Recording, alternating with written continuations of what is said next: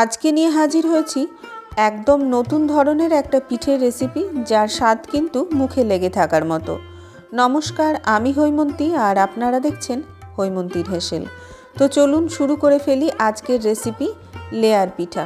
পিঠেটা করার জন্য আমি 1 কাপ পরিমাণে গোবিন্দভোগ আতপ নিয়েছি আর তার 4 ভাগের 1 ভাগ নিয়েছি বিউলির ডাল। আতপ আর বিউলির ডালটাকে একটা গ্রাইন্ডিং জারে দিয়ে ভালো করে গুঁড়ো করে নিতে হবে। একদম মিহি করে প্রথমেই গুঁড়ো করে নেব। আমি এই পিঠেটা যেহেতু ইনস্ট্যান্ট বানাচ্ছি, মানে যখনই খেতে মন চাইবে তখনই যাতে করে নিতে পারি, তার জন্য আমি এইভাবে গুঁড়ো করে নিচ্ছি। আপনারা যদি চান তাহলে এটাকে 3 ঘন্টা ভিজিয়ে রেখে বেটে নিতে পারেন। গুঁড়ো হয়ে যাওয়ার পর 1 কাপ জল দিয়ে ভালো করে মিশিয়ে নিচ্ছি। ভালো করে একটা হ্যান্ড হুইস্কের সাহায্যে মিশিয়ে নেবেন যাতে একটু দলা না থাকে। আরও হাফ কাপ জল দিচ্ছি। একটা পাতলা ব্যাটার তৈরি করে নেব। এইভাবে করলে চাল ডালটা একটুখানি ভিজে যাবে, একদম বাটার মতো তৈরি হয়ে যাবে। ঢাকা দিয়ে রেখে দিচ্ছি। চলুন এবার পুরটা করে নিই। প্রথমে একটা ফ্রাইং প্যানে নিয়ে নিচ্ছি একটা নারকেলের অর্ধেকটা পরিমাণ নারকেল আর 50 গ্রাম মতো চিনি, 4 চামচ মতো মিল্ক পাউডার দিয়ে দিলাম। আপনারা চাইলে লিকুইড দুধও দিতে পারেন, তবে সেক্ষেত্রে পুরটা করতে একটুখানি সময় লাগবে। আমি যেহেতু খুবই তাড়াতাড়ি বানাতে চাইছি তাই মিল্ক পাউডার দিলাম, আর মিল্ক পাউডারের স্বাদটা বেশ ভালো আসে। রং হওয়ার জন্য আর স্বাদের জন্য দিয়ে দিলাম 1 পিঞ্চ মতো কেশর। আপনারা এটা চাইলে বাদও দিতে পারেন, সেক্ষেত্রে খেজুরের গুড় দিয়েও করে নিতে পারেন। কেশর দিলে খুব সুন্দর একটা স্বাদ আর গন্ধ আসে, যেটা অন্য পিঠের থেকে খেতে কিন্তু একদম আলাদা হয়। এদিকে আতপ চাল আর বিউলির ডালটা ভিজে গেছে, ব্যাটারটা একটু গাঢ় হয়ে গেছে। এই সময়ে ব্যাটারটাকে একটা মিক্সিং জারে নিয়ে আবারও একবার মিনিট 2 মতো মিক্সিতে পেস্ট করে নেব। এতে করে আতপ চালটা আর বিউলির ডালটা খুব সুন্দর একটা পেস্ট হয়ে যাবে। অনেকক্ষণ ধরে ভিজিয়ে রেখে বাটার আর কোনো প্রয়োজন পড়বে না। মিক্সি ধুয়ে সামান্য একটু জল দিলাম আর স্বাদ মতো নুন দিয়ে একটা ব্যাটার তৈরি করে নিলাম। দেখুন, আমি হাতার সাহায্যে দেখিয়ে দিচ্ছি, ব্যাটারের ঘনত্বটা ঠিক এই রকম হবে। একটা স্মুথ ব্যাটার তৈরি হবে। এরপর একটা ফ্রাইং প্যানে অল্প একটু ঘি ব্রাশ করে নিলাম, তাতে 1 হাতা ব্যাটার দিয়ে এইভাবে ঠিক গোল করে ছড়িয়ে নিচ্ছি। গ্যাসের ফ্লেমটা এই সময় একদম লোতে থাকবে।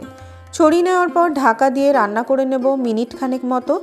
যখন উপরের অংশটা এইভাবে শুকিয়ে আসবে তখন খুন্তির সাহায্যে খুব সাবধানে উল্টে দিতে হবে।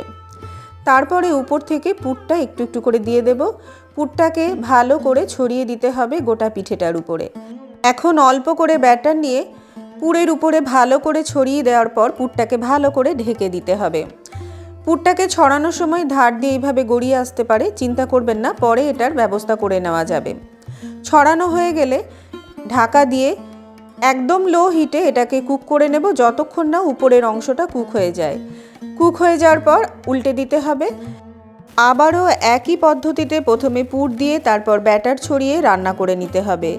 এই পিঠেটার প্রতিটি লেয়ারে আপনি অমৃতের স্বাদের আস্বাদন করতে পারেন।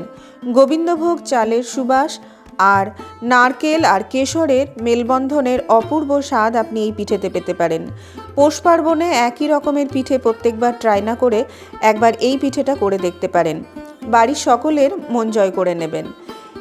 ঢাকনার উপরে যে ছিদ্রটা থাকে তাতে একটা লবঙ্গ দিয়ে আটকে দিলে বাষ্পটা বের হতে পারবে না, পিঠেটা একটু তাড়াতাড়ি তৈরি হবে। আমি এইভাবে 7টা লেয়ার তৈরি করেছি। আপনারা যদি চান আরও বেশ কয়েকটা লেয়ার করে নিতে পারেন, তবে খুব বেশি লেয়ার করলে পরে উল্টাতে একটু অসুবিধা হতে পারে। আর উপরের অংশটা করার সময় তৈরি করতে একটু বেশ সময় লাগে, তাতে নিচের অংশটা পুড়ে যেতে পারে। সেক্ষেত্রে অল্প অল্প জল দিয়ে একটু রান্না করে নিতে পারেন, তাহলে নিচের অংশটা পুড়বে না। এইভাবে পিঠেটাকে রান্না করে নেওয়ার পর আমি উপর আর নিচের অংশটাই অল্প ঘি দিয়ে একটু ভেজে নেব, যাতে একটু ক্রিস্পি হয়। তাহলে আর দেরি কেন, এই পৌষ পার্বণে উপর থেকে ক্রিস্পি আর ভিতর থেকে নরম এই পিঠেটা তৈরি করে সকলের মন জয় করে ফেলুন। আর বাড়িতে তৈরি করে আমাকে কমেন্ট করতে ভুলবেন না। কেমন হলো আমাকে অবশ্যই জানাবেন। এবার চলুন দেখে নিই যে এক্সট্রা অংশগুলো ছিল সেইগুলোকে কিভাবে বাদ দেব। এরকম একটা গোল প্লেট বা বাটির সাহায্যে এইভাবে একটু প্রেস করে ধারগুলো ছুরির সাহায্যে কেটে নিতে পারেন, তাহলে দেখতে গোল সুন্দর হয়ে যাবে। চলুন এবার আপনাদের কেটে দেখিয়ে দিই পিঠেটার লেয়ারটা কতটা সুন্দর হয়েছে। বন্ধুরা, আজকের রেসিপিটা যদি ভালো লেগে থাকে তাহলে লাইক আর শেয়ার করে আমাকে উৎসাহিত করবেন, যাতে এরকম নতুন নতুন রেসিপি আমি আপনাদের কাছে নিয়ে আসতে পারি। আর নতুন বন্ধুদের অনুরোধ করব চ্যানেলটিকে সাবস্ক্রাইব করে পাশে থাকার, যাতে আমি কোনো রেসিপি আপলোড দেওয়া মাত্রই আপনাদের কাছে পৌঁছে যায়। তাহলে দেখা হচ্ছে নতুন আরও একটি পর্বে। ভালো থাকবেন, সুস্থ থাকবেন। ধন্যবাদ।